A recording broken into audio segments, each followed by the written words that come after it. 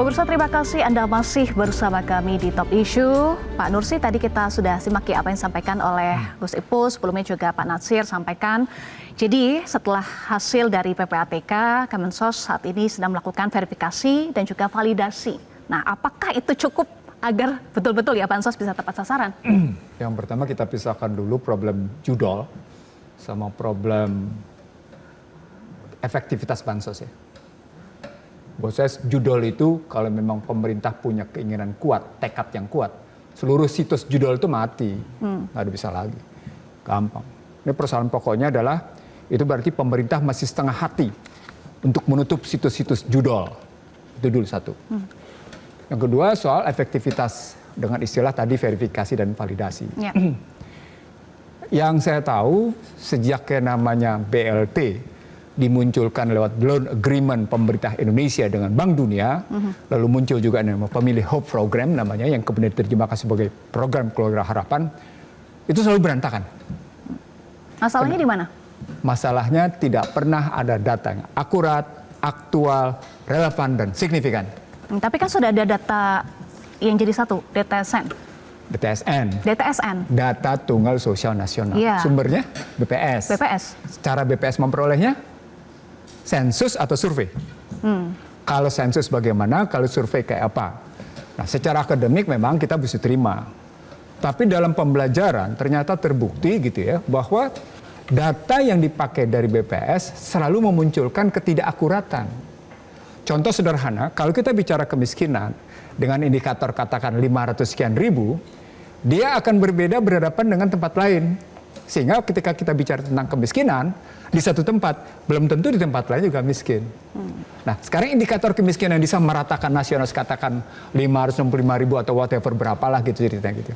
Maka poinnya adalah bagaimana kita menangkap pesan bahwa yang kita bilang si X adalah miskin dengan ukuran sekian. Kan ada 14 indikator kalau pakai BPS, termasuk rantainya, tanah, rumahnya tidak berjendela, dindingnya gedek gitu ya. Terus WC-nya, WC yang tidak nyaman gitu ya. Nah, itu dianggap sebagai indikator begitu, indikator miskin. Nah, kalau itu ceritanya, maka perolehan data itu seperti apa? Yang saya maksud seperti apa? Apakah memang dilihat dalam perspektif katakan survei atau sensus? Oke, kita tanyakan ke Pak Menteri aja ya soal akurasi data dan juga perolehan data itu, Pak Menteri. Kalau kita mau tanya Menteri, karena saya punya data historis bahwa sesungguhnya Kemensos, singkat saja. Kemensos tidak pernah menyelesaikan akurasi data. Oke, coba kita dengar dulu dari Pak Menteri, Gus Ipul, bagaimana soal akurasi data dan juga perolehan data itu yang sering menjadi masalah. Iya, tadi sudah saya sampaikan ya, dari awal Presiden titip kepada kami untuk memperbaiki data. Selama ini pemerintah itu memiliki banyak data. Di kementerian-kementerian ada data sendiri, kadang di lembaga ada data sendiri, pemerintah daerah juga ada data sendiri. Jadi datanya tersebar di berbagai tempat. Dan bahkan satu dengan yang lain kadang-kadang tidak sejalan. Maka itulah sebelum dilantik kami sudah dipesan oleh Bapak Presiden agar mulailah bekerja dengan data yang akurat. Dan untuk itu kemudian Presiden menerbitkan ini data tunggal. Untuk pertama kalinya Indonesia sekarang sudah memiliki data tunggal sosial dan ekonomi nasional. Ini sudah mulai sejak Februari diterbitkan impresnya. Nah, sejak itu kita mulai terus memperbaiki data berbekal data tunggal yang merupakan kumpulan dari pangkalan-pangkalan data, kemudian dipadankan, diberi kriteria tertentu oleh BPS, lalu kemudian sekarang kita punya data itu dan sudah ada rankingan. Artinya ada desil 1, 2, 3 sampai 10. Jadi kita sudah paling enggak punya data yang lebih konkret. Tapi pertanyaannya adalah apakah data ini akurat? Ya tentu tidak bisa dikatakan akurat atau tidak akurat. Karena data itu memang relatif. Setiap hari ada yang wafat. Setiap hari ada yang lahir, setiap hari ada yang menikah, setiap hari ada yang pindah tempat. Jadi datanya sangat dinamis. Maka itu BPS mengajak kita. Jadi yang mengolah data, memvalidasi data, memverifikasi data, sekarang itu hanya BPS. Kalau dulu Kementerian Sosial punya data sendiri. Ada kementerian misalnya Bappenas punya data sendiri. Kemudian ada data PMK dulu, ya, pemberdayaan manusia juga punya data sendiri. Nanti BKKBN punya data sendiri. Bahkan pemerintah daerah punya data sendiri. Nah, di era Bapak Presiden inilah kita ingin data-data itu dijadikan satu dan kemudian jadi referensi bersama. Supaya ini valid dan verifikasinya cukup bisa dipertanggungjawabkan, maka ada dua jalur yang dibuka. Jalur formal dan jalur partisipasi. Jalur formal itu ya tentu melalui RT, RW, kelurahan, langsung ke Dinsos, kabupaten kota, naik terus nanti sampai ke DTSen. Yang kedua, partisipasi lewat aplikasi Cek Bansos, yang di situ ada fitur bisa usul, bisa sanggah.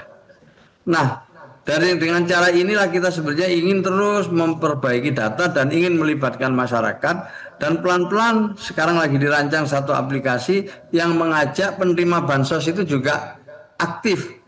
Tidak hanya pemerintah yang pasif, tapi masyarakat juga aktif.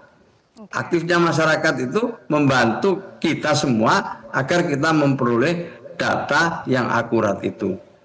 Nah, jadi jadi saya ingin sampaikan bahwa memang belum sempurna data ini, tapi upaya telah dimulai, dan ke depan kalau kita bisa melakukan pemutakhiran ya setiap 3 bulan sekali, itu insya Allah ke depan data kita makin akurat.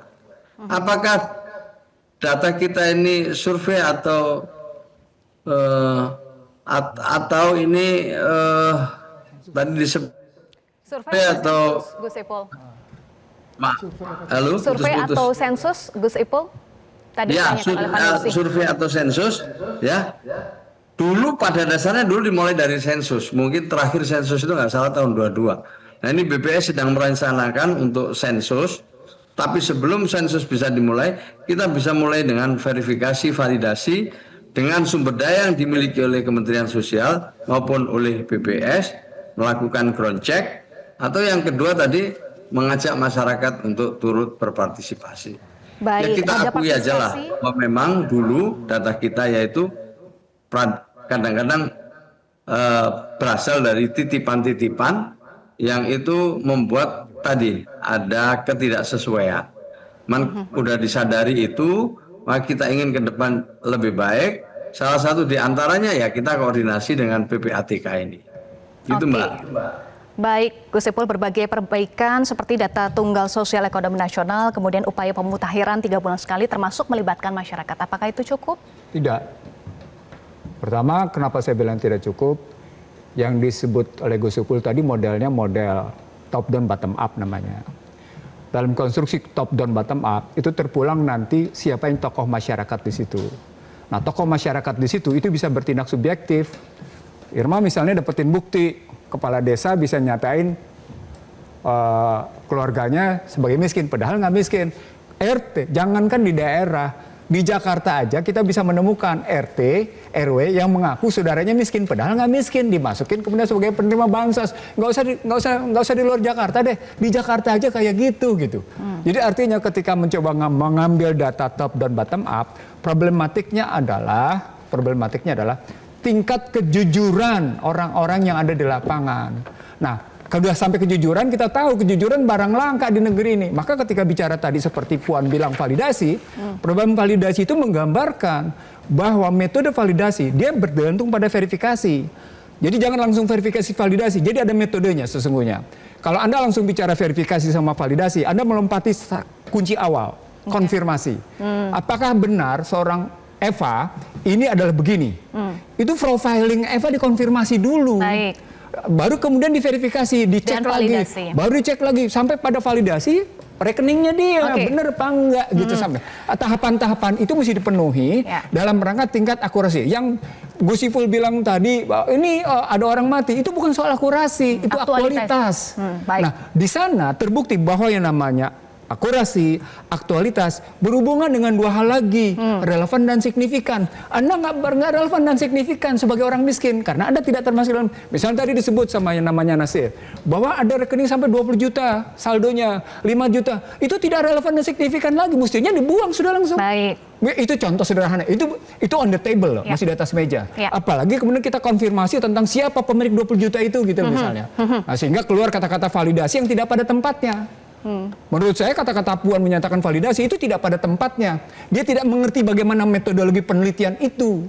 Harusnya Soal konfirmasi tadi ya di awal ya. Jadi konfirmasi, verifikasi, validasi, silakan ditanggapi dulu. Apalagi tadi Pak Nursip sebut kejujuran mahal, langka di negeri ini. Bu Irma. Sebetulnya kalau pemerintah mau gampang sih ya. Kita punya kepala desa di seluruh Indonesia untuk bisa mendapatkan data yang akurat. Sederhana, setiap kepala desa harus menyampaikan data orang miskin itu melalui rapat desa. Rapat desa itu harus dibikin dengan berita acara, karena ini sudah dipakai. Jadi kalau misalnya nih BPJS ya, penerima BPJS, kalau ternyata dia sudah meninggal atau dia sekarang dulu miskin sekarang kaya, itu sekarang bisa merubah data untuk bisa mendapatkan kartu PBI melalui ini, melalui sistem ini. Kepala desa harus rapat dengan rakyatnya, gitu ya, dengan rakyatnya melalui rapat desa, dan kemudian dari rapat desa itu dibikin berita acara bahwa si A sudah meninggal, bahwa si B dari kaya udah jadi miskin, misalnya kan karena ada PHK dan lain sebagainya, atau yang dari miskin sudah jadi kaya karena sudah dapat pekerjaan. Nah, ini bisa diperoleh dari sistem yang saya sampaikan tadi. Jadi kalau kita melihatnya mengambil datanya dari hasil survei, itu sangat tidak akurat. Sangat-sangat tidak akurat. Contoh seperti kita mau mendapatkan informasi bagaimana bisa ditentukan anak-anak stunting. Kan pakai survei. Nggak akurat. Tapi ketika kita ambil datanya, ketika diambil datanya dari Posyandu, maka jauh lebih akurat. Nah, hal-hal seperti ini harusnya sudah bisa dilakukan oleh pemerintah, gampang, simple. Yang penting, apalagi sekarang IT-nya canggih. Ya tinggal kepala desa diberikan tugas ya untuk bisa memberikan informasi kepada BPS. Kalau BPS tidak melakukan sensus loh ya. Nah, itu bisa dilakukan, sederhana sekali sebenarnya. Itu bisa dilakukan, Gus Ipul, kepala desa diberikan tugas untuk menjamin akurasi dan juga aktualitas. Ya. Buat khususnya untuk pemutakhiran. Ini sebenarnya saya mau kirim ini mekanisme pemutakhiran itu memang ada dua jalur ya. Jalur formal dan jalur partisipasi. Jalur formalnya itu mulai dari RT, RW, musyawarah desa atau kelurahan, nanti juga naik ke Dinsos, langsung terus kemudian ditandatangani Bupati Wali Kota, naiklah ke DTSen. Oleh DTSen nanti dimasukkan lagi oleh BPS, diproses, divalidasi, lah kemudian BPS akan memberikan data balikan, diserahkan ke Bupati untuk terus begitu dicek setiap 3 bulan sekali. Kemudian yang kedua adalah jalur partisipasi. Kita punya aplikasi namanya Cek Bansos. Aplikasi ini di situ ada fitur namanya usul atau sanggah. Orang boleh usul, boleh menyanggah. Nah, sampai sekarang ini sejak bulan Maret ya kalau tidak salah itu sudah ada 500.000 orang yang mau usul. Ini udah bagus menurut saya. Udah mengusulkan. Tapi juga masih belum banyak yang menyanggah. Ada 10.000 lah lebih yang menyanggah. Nah, imbang sebenarnya yang kita harapkan itu yang menyanggah itu. Semakin banyak yang menyanggah sebenarnya data kita makin akurat. Itu cara yang pertama ya. Cara yang kedua, kita ground check sumber daya manusia kita seperti pendamping dan lain sebagainya turun. Kita coba kemarin pada kesempatan pertama itu di triwulan kedua, kita ground check bersama BPS kepada 12 penerima manfaat. 12 juta keluarga penerima manfaat. Dari hasil ground check itu 1,9 juta kita nyatakan tidak lagi memenuhi syarat untuk menerima bansos. Itu artinya kita coret. Jadi upaya-upaya seperti ini sudah kita lakukan. Ini sesuai arahan oleh Presiden Prabowo. Jadi kita perbaiki terus. Apa sudah sempurna? Saya nyatakan belum. Memang belum, kita harus akui ini belum sempurna.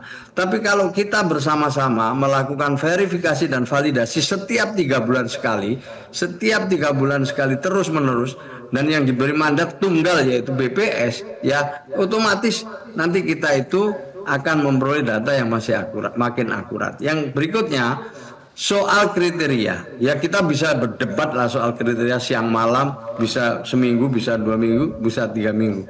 Tapi setidak-tidaknya sekarang itu BPS punya 39 kriteria yang nanti ini kita akan masukkan juga di dalam cek bansos supaya masyarakat yang mau usul atau sanggah juga memasukkan ya atau mengisi beberapa indikator-indikator yang telah ditetapkan oleh BPS itu, sehingga kita bisa mengukur secara bersama-sama. Baik. Jadi sebenarnya ini adalah upaya yang memang bertahap untuk memperbaiki sasaran itu dengan memperbaiki data.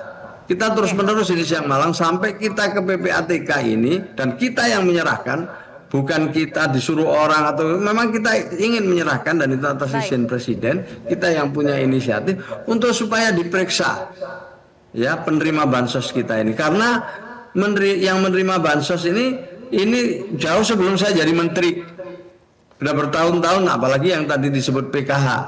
PKH itu sudah sejak tahun 2007 kalau nggak salah saya, itu sudah cukup lama, dan bahkan ada penerima bansos ini yang 15 tahun, yang 10 tahun. Ini yang sedang kita pelajari. Kenapa ada demotivasi atau memang tetap miskin atau sengaja menikmati, ini juga satu hal yang perlu kita periksa tersendiri juga gitu. Baik, Gus Maka Ipul. saya alhamdulillah dengan PPATK ini, terus terang saya alhamdulillah dengan begini kita punya bahan untuk melakukan evaluasi. Evaluasi perbaikan dan tadi beberapa langkah termasuk langkah formal sudah dilakukan Bu Irma sesuai arahan Presiden. Nanti ditanggapi usai jeda ya. Pemirsa tetaplah bersama kami di Top Issue. Jelajahi cara baru mendapatkan informasi. Download Metro TV Extend sekarang.